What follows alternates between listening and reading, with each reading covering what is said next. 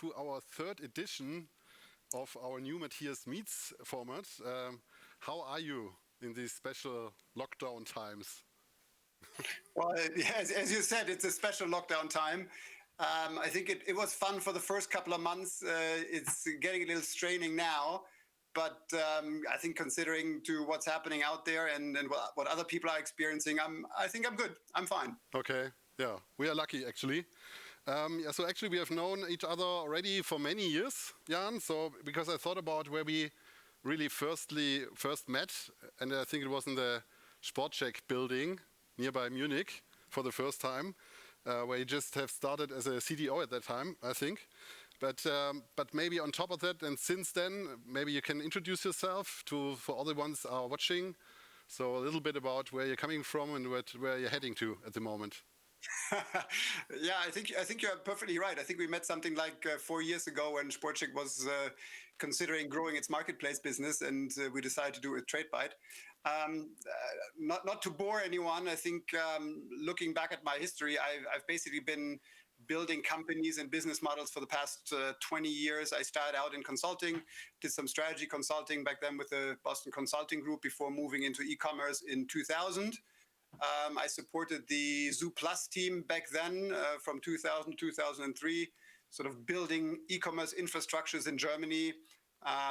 Back then, mostly in Germany, and then sort of near Europe, like France and Italy and some other countries. And ever since then, I did startups and company building. I worked for the Beta Fabrik in Germany, building new companies and business models. Then I moved into corporate, entered the Otto Group in Russia, worked in Russia for 4 years, built a company over there with new business models. And then after 4 years in Moscow, we decided to come back, but to stay with the Otto Group. And then I moved to Sport Scheck to sort of transform Sport Scheck from a sort of established catalog retailer to sort of a modern digital sports ecosystem. So that's what I've been doing for the past 4 years. And now with the sale of Sport Scheck to the Signa Group, Galeria Karstadt Kaufhof, I left my job as the managing director. And I'm sort of experiencing the coronavirus situation more from the outside and not so much from the internal operational side. Yeah, thank you so much, Jan, for telling something around your kind of digital history. And so bad, I mean, a long time no see. Normally we would have met at the ECD this year and having some conversations, and everything else now is kind of virtual. So, but anyway, I'm really excited that we are together today and have the chance.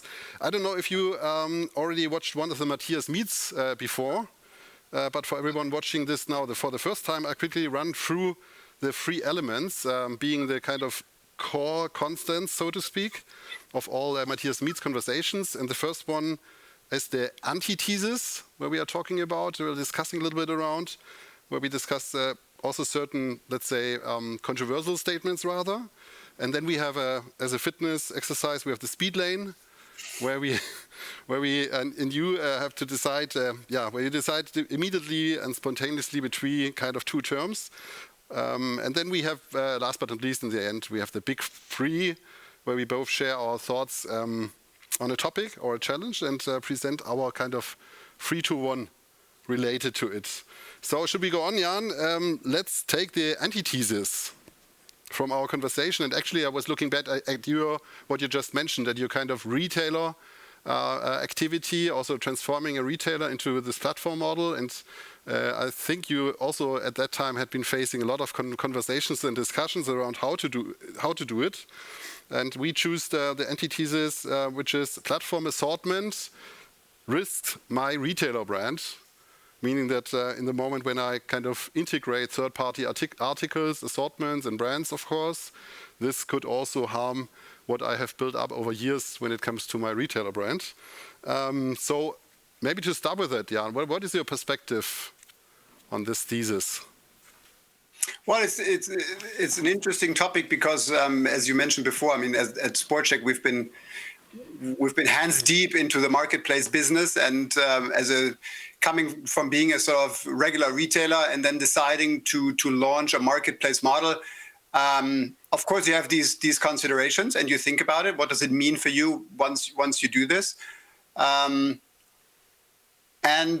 the risk is there, but I think it's a risk that can be managed pretty well. It just means that you have to be rigorous about how you do it. But in general, I have to say it's more of an opportunity than a risk.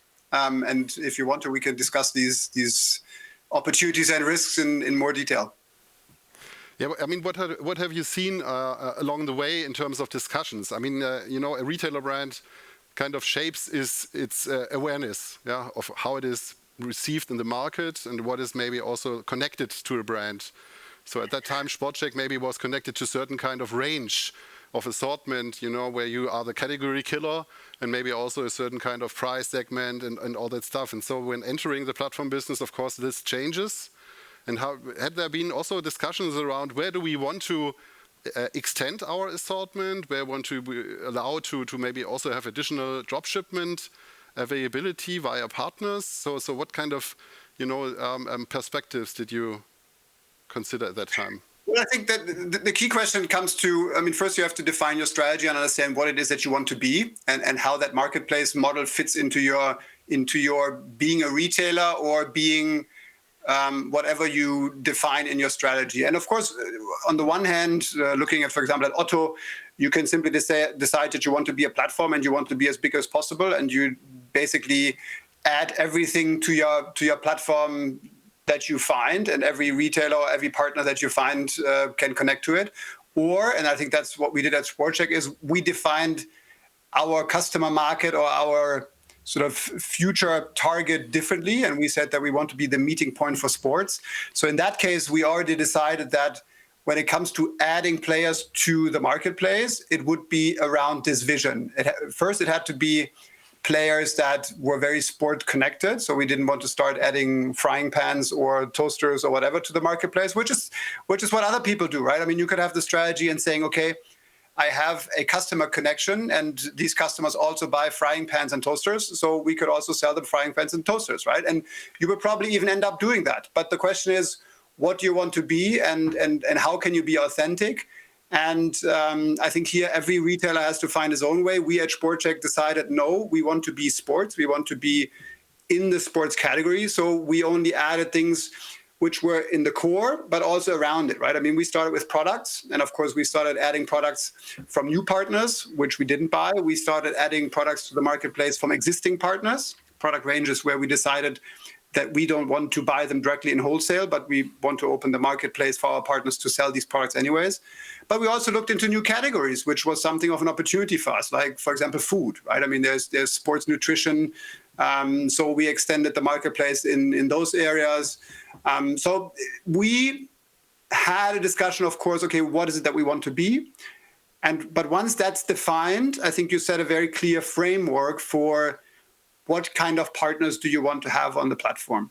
That's from a strategic and sort of category mix perspective. But of course, you also look at economics, right? You can't just, particularly in the way that we connected our partners, we didn't have a platform that was very easy to connect and disconnect. We didn't have a simple API where you just plug in your customer data, your supplier data, and your article master data, and suddenly you went live on Sport Scheck, right? I mean, it was a process. We had to invest time. We had to do quality checks. We had to onboard every partner separately. So it's also important for us that the business case for us and for the partner was something that made sense. And in that regard, you also look at partners, how much can they possibly sell? Is there enough volume for them that they can sell through our marketplace? And is it an endeavor where the time and the money you invest in it will pay off for us and for the partner? So you look at strategic fit, but you also look at economic fit of which partners do you want to onboard. And some partners were simply too small. We said, okay, it's not worth doing it. Your assortment is too small, or your brand is not strong enough with our target customer.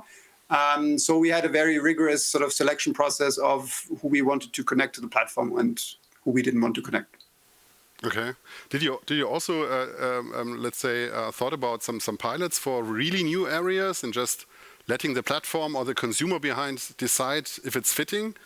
You know, because I mean, I believe in the real kind of platform DNA, saying that as soon as you have, let's say, connected a certain kind of offering, the consumer actually will decide if it's of interest or not. So the kind of purchase or strategy, entrepreneurial decision, so which used to be there in between, is pulled out by having this consumer offering relationship directly, and then in case, for example, an offer wouldn't be accepted, okay, of course it would be downlisted and you wouldn't see it at a certain time anymore.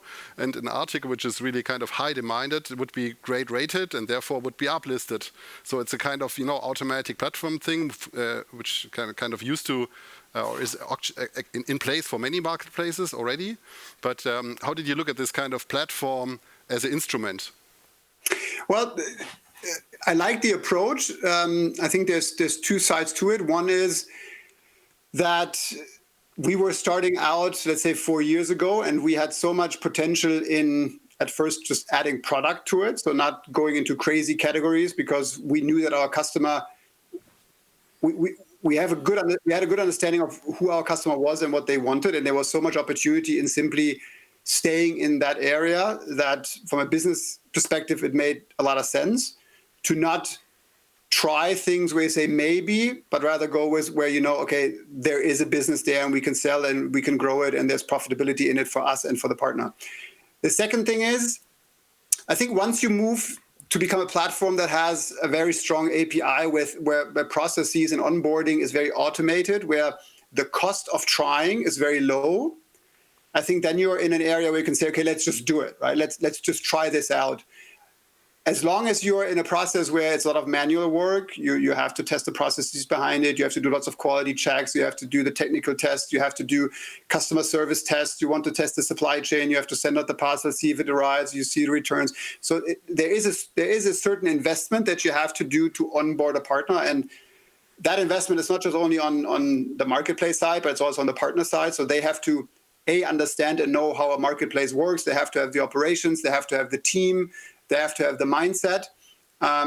So there is an investment, and you always have to look at if I try something crazy and let the consumer try, is the bet big enough to do that and to actually pay off in the end? And I think platforms evolve, and we see it with Otto, for example. When you go to Otto, and it also used to be a manual process. Now they, of course, changed their platform. It becomes more of a real platform, and it's much easier for you to onboard partners.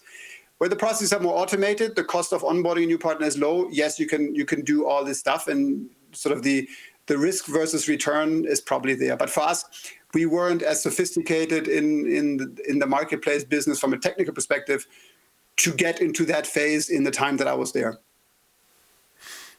I mean, to our experience, it's like there is, in many cases, during a kind of platform transformation, there are some stakeholders saying, no, this doesn't fit to the brand which we used to build up, So I don't want to have it in there because I don't want to, let's say, risk my awareness, which I have built up.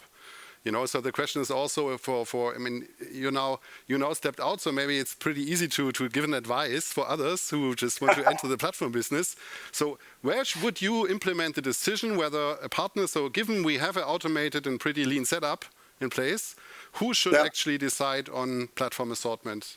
Is it the category? Is it the marketing? Is it the sales? Is it a complete new kind of platform unit competing actually to the classic kind of traditional sourcing wholesale unit? Or what would you place the decision of, is this kind of brand or assortment a match to us as a online retailer in a way?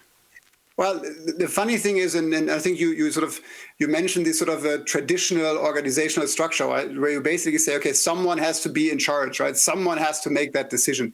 What we at Sport Scheck did from a very, very early stage on is we moved a lot of decision making to sort of a board structure. We had category management boards and we had platform management boards. And in that platform management board, you had people from marketing, you had people from e-commerce, you had people from the platform team, you had the general manager, general directors in that board. And in those boards, we made decisions on, does it fit? Do we see enough potential? Does it fit with the brand? Do we believe that this can be done in a timely fashion? So there was a lot of people at the table to bring enough knowledge and to make that decision with the best interest for the company and not for the best interest of a certain division or department or someone else's bonuses, right? So yes, you need all these people at the table, And we had all these people at the table. And then, sometimes you have discussions, right? And you go back and forth and you say, well, I see the risk, but I see the potential. And sometimes you also make the wrong call. But at least in the end, everybody was at the table and we all made that decision. And then you can say, okay, for example, you onboard someone and you simply see that the sales are not coming, right? You say, come on, we invested now 3 months in onboarding this partner and we don't see the sales. But sometimes we said the product or the category is so interesting. It would be so great to have it. And then suddenly you realize that the partner is not made for it. He doesn't have the funding. He doesn't have the team. He doesn't have the structure. And suddenly nothing happens, right? Or the picture quality is a disaster, or the prices keep changing and they're always wrong. And suddenly you understand, yes, the product category is great. Potential is great, but the partner simply can't do it, right? So yes, you make some wrong calls, but we didn't have that centered in one person. We basically had it in a board structure. And I think that was a very good way of managing it. Okay, cool. Yeah. So jointly working on the decision of the platform assortment. Jan, thanks so much for speeding this up. As announced, for a kind of quick fitness break, here's the Speedlane for you. Pretty curious how this works out. I'm getting in shape. You have to decide spontaneously and very quickly for one of two terms. And if you cannot say both, okay? Okay. You have to decide between left and right. So either if it's none of them, you have to decide for one. I would just always pretend that I couldn't hear you. You have to repeat it. And then it's using more time. Okay, go ahead. So we do a quick test. Coffee or tea? Coffee. Okay. So let's start. What did I choose for you? We have podcast or radio? Podcast. So you have a lot of also business podcasts or also private ones? Mostly business. Mostly business. All right. Was it a speed question as well? No. It was just interesting. Because I also discovered the field of, let's say, normal leisure or kind of entertainment podcast. And I also kind of enjoy it. Maybe you can give me some tips. Yeah, I can do it later on. The corporate or startup? Corporate. Because you also followed by a startup company during your Sport Scheck times, didn't you? This fitness one? Yeah. We had fitfox that we acquired, and I was the CEO of that as well. But I have to admit that I like startups in a corporate environment. That is something I really enjoy doing. Okay, cool. Pretty tricky, this question. Online or offline? Online.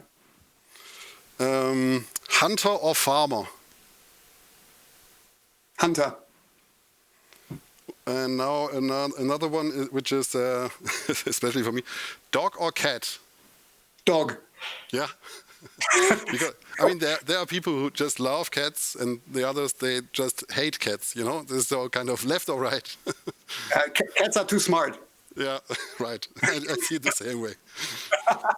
Okay, now we improved our fitness, and maybe some more questions around also your kind of activity at Sport Scheck. I mean, you have lived through the, let's say, complete journey of digitalization. What was it like, and what have been, let's say, the major challenges you had been facing during your time at Sport Scheck? Yeah, first I have to say I think it was a fantastic ride with tremendous learning experience, because as you said, I mean we've been from restructuring, I would say hyper restructuring actually, then transformation, and then scaling. I mean the situation that Sport Scheck was in, and I think it was in the news. I mean we really had to look at, okay, what is there that we can build from as a base, right? And of course, we know that we had a strong brand. We knew that we had a strong customer base, but we also knew that our business model was not one that could drive us in the future. So the first thing was heavy restructuring, looking at things that we wouldn't need anymore in the future or would need less of, and cutting that out and gaining resources to do the transformation, right? Because normally, if you're cash rich, it probably doesn't matter. You can do both at the same time. But if you're cash poor, you basically have to get the funding from somewhere, right? And that's why the restructuring phase in the beginning was key. That sort of freed up the financial resources that we needed to do the transformation. Transformation for us meant moving away from classical marketing into digital marketing, building SEO, affiliate marketing, and all these sort of digital marketing channels, implementing customer journey management, building a completely new web shop, building new functionalities, building the omni-channel capabilities that we had at Sport Scheck, which I think were tremendous. So basically looking at how would you run this business digitally. Yes, we still had stores, which was also an experience. I think Sport Scheck, at the end, we had still 17 stores. So there was still a huge part of the revenue coming from the stores, but that was also very exciting to understand how does the store fit into the digital model. What services can we provide? How can we do omni-channel in a meaningful way for the consumer? And then when it comes to scaling, we didn't really scale the classical business. But when I look at the new businesses that we developed, the marketplace business was growing tremendously. We implemented retail media on top of the marketplace model, which was also growing tremendously and was highly profitable.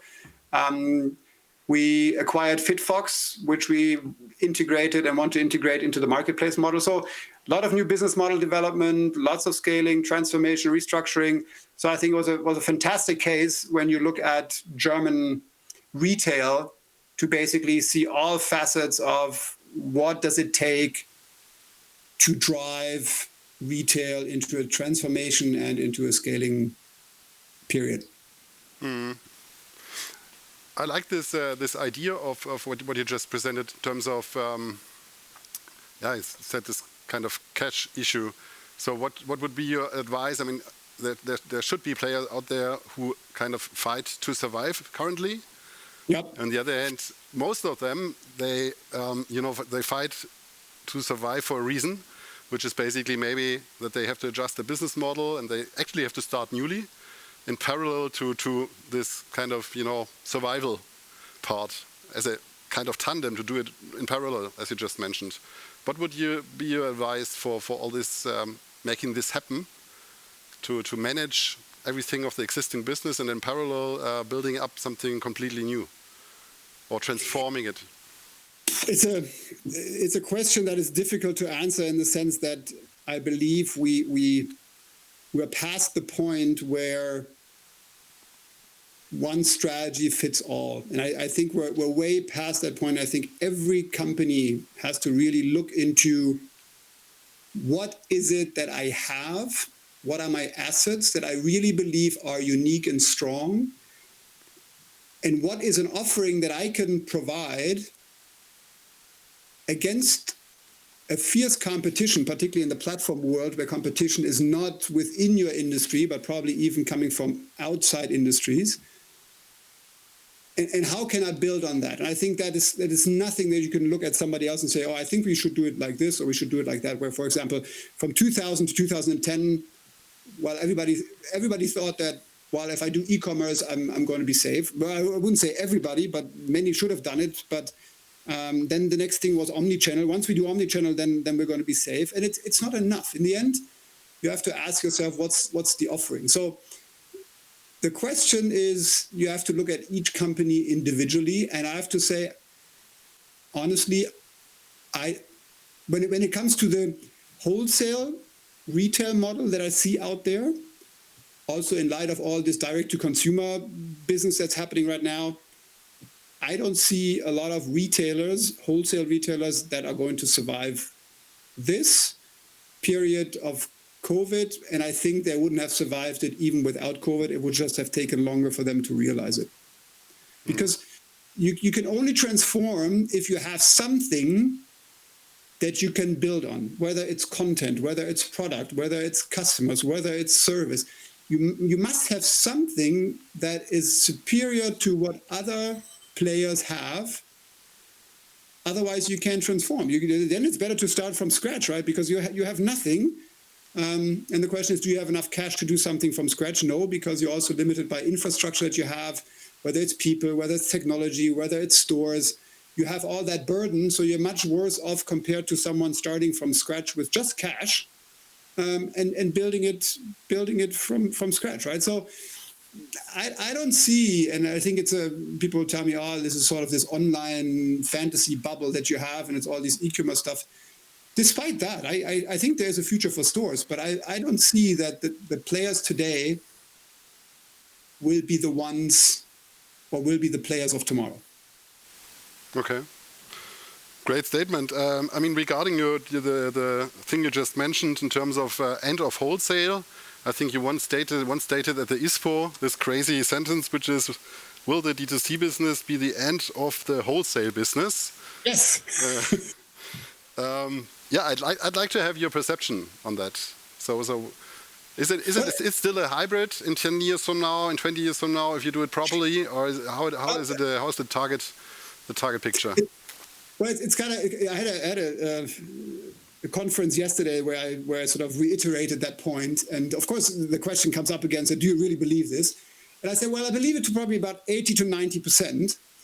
And there will be a certain segment of retailers who will survive this. And I honestly, when I think about it, the only one that comes to mind is the supermarkets, right? Because the supermarkets is an entirely wholesale business, apart from the white label products that they sell. But let's say 80%, 90% is wholesale. And I think that will continue. And simply that's because of the purchasing structure, because the shopping basket is too wide, too big for consumers to go after each individual product separately by some D2C company, right? I mean, if you want to buy canned corn, butter, flour, and all this stuff, you want to have one shopping basket. And I think here, the supermarket still provides an excellent solution to reduce your transaction costs, right? But apart from that, I don't see how it can survive. On the bricks and mortar side, it's already dying today, and it's dying because the big brands are going D2C. They're selling through their own websites, and if they don't sell through their own websites, or let's say in addition to selling through their own websites, they go to the marketplaces and sell on, I don't know, Zalando, Amazon, and that's also D2C because in the end they have to pack the parcel and ship it to the consumer. So the retailers, they're not getting the margins anymore that they had in the past. They're getting much more competition from onliners and the brands directly. They don't get the assortment anymore, which was cool enough for the consumer to pay high prices. So I think in bricks and mortar, there's simply no margin left for a wholesale business because you're competing with too many other players, and online there's always a better price somewhere. So I don't think on bricks and mortar someone is going to survive in a wholesale model, except for supermarkets. And online, we see that as a platform, at some point, you have to decide whether you want to be a wholesaler or you want to be a marketplace, because your economics for your own wholesale business are deteriorating the more stuff you put on your marketplace, right? Because the basket doesn't change. In the end, the consumer still buys 3 or 4 items in the basket, but now 3 items come from a marketplace supplier, and 1 item comes from your own wholesale. So the logistics costs more or less stay the same. The fixed costs stay the same for your entire wholesale business, but the profitability goes down. So, and I think that's the reason why many players like Zalando is growing the marketplace business like crazy. Amazon has basically not really tried to become bigger in wholesale, but just to drive the marketplace business. You see it with About You. Everybody says it scales faster. The marketplace model scales faster. In combination with retail media, the marketplace model yields the same or probably even better margins than your wholesale model. And I think you can't run both of them. I mean, maybe there are some segments, but I think in general, you can't run both of them simultaneously profitable. So in bricks and mortar, the wholesale model dies because there's no profitability. And in online, the wholesale model dies because platforms understand it's much better for me not to buy the product, but to simply just have a larger platform. So the brands, there is nobody there anymore who wants to buy this stuff in wholesale. So they also have to all understand how D2C works, because if you don't know how to do D2C and go through the marketplaces in a D2C fashion, you have no distribution. That's the way I see it. And maybe there are some industries there that I don't know, I don't have it at the top of my head right now, but I think for 80% of the market, there is no wholesale model anymore. Okay. Yeah. Cool statement, Jan, but maybe also from a retailer perspective, again, if you're entering a phase where you kind of rely on partners, and from the perspective of the retailer, what do you see in terms of rules of play in order to kind of also align with the partners and bring them on board, be on the same page. I mean, basically you move a lot of responsibility from your category to, let's say, the brand position or the vendor position, kind of outsource certain kind of, assortment decisions, price decisions, also the decisions around how much stock to allocate, for example. And so what do you see, what are the let's say, most crucial things to or rules of play to steer efficient partner business? Well, I think I think the key word here is rules and enforcing those rules. Best example is always Amazon, right? I mean, if you want to enter that business and you want to be a seller or a vendor on the Amazon platform, there are certain rules that Amazon just makes you follow, right? It's about how fast you ship. It's about the inventory that you have, how often you are sold out. And if you don't follow the rules, they will very rigorously sort of turn you off, and then you're stuck with getting back on the marketplace, right? And in the end, it's about managing the customer relationship or managing the customer experience. And Amazon has always made it very clear, the customer is first, the customer is first. So if you don't provide your product in a way that the customer is happy, you're off the market. It's the same with, eBay and Etsy, right? Most of the people who buy on eBay and Etsy don't know who they bought it from. They know it's eBay or it's Etsy, right? They know the marketplace. It's the platform brand that they know. And if the performance is not good, if the customer experience is bad, they don't say, oh, it was this little shop XYZ that actually shipped. No, they would say, eBay doesn't work for me. So you have to be really careful, very stringent, very clear, very transparent about what the rules are, and you have to enforce them to the best of the consumer, or for the best of the consumer. Cool. Yeah, I agree definitely. Yeah, so all the kind of discussions around SLAs and how to set expectations, also when it comes to your customer experience, is pretty important. So let's enter into the last part of our conversation, which is the big three. I'm looking forward to it. Yeah. So, I mean, you already know about the big three as a title, which is today we have everything around reasons, actually against your thesis of just now, reasons why retail stores won't disappear. Yeah, so I believe in brick and mortar, and so what are the three reasons, and maybe the first one in the very end, from 3, 2, and 1, from your side, it's up to you to go with your number 3. Okay, but I will clarify one thing. I'm not saying the stores will die. I said wholesale will die. So this is important to know, because, and that's my number 3, why will retail stores not die? Because retail will change. That means, okay, retail is adapting. Retail understands in general that what we've been doing in the past is not what we can be doing in the future. So retail can transform, and retail will transform. Meaning, as I said, wholesale retail model will die. The high streets will die. Another bold claim. I think the high streets are gone. And I think the operating models will change. And that's my number 3 reason. Retail will change dramatically, and that will help its...